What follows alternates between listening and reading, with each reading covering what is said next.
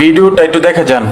মুসলমানের বাপ বাইচা আছে, 16 বছরের ছেলেটা এক ওয়াক্ত নামাজ পড়ে না, অথচ তার বাপ জীবিত, তার মা জীবিত। এই বাবার গায়ে সহে কেমনে? এই বাবা ভাত খায় কেমনে? কোনদিন ফজরের নামাজ ছেলেটা পড়ে না, কোনদিন পড়ে না।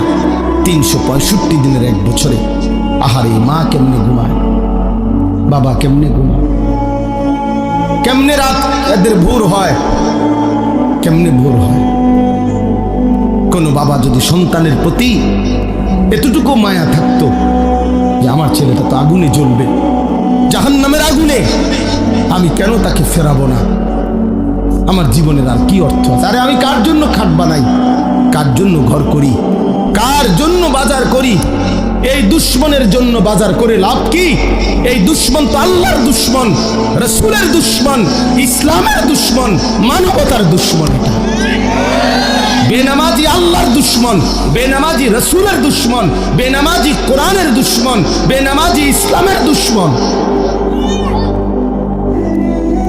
তো জমিনের সবচেয়ে নিকৃষ্ট যে কপালে সেজদা নাই, হয়তো মানুষের কোনো কাতারে পড়ে না, কোনোভাবেই হয় মানুষও না, জানোয়ারও না। জানেন, বেনামাজি মানুষও না, জানোয়ারও না। এতে মানুষও না, ছাগলও না, গরুও না, কুকুরও না, বিড়ালও না। বলতে হেতে কিতা, হেতে হেতে কইতে পারবো, হেতে কিতা আমি কিনতে বলবো? আমি কোনটার লগে মিলাইতে পারি না, এটা আমার ব্যর্থতা, আমি পারি না।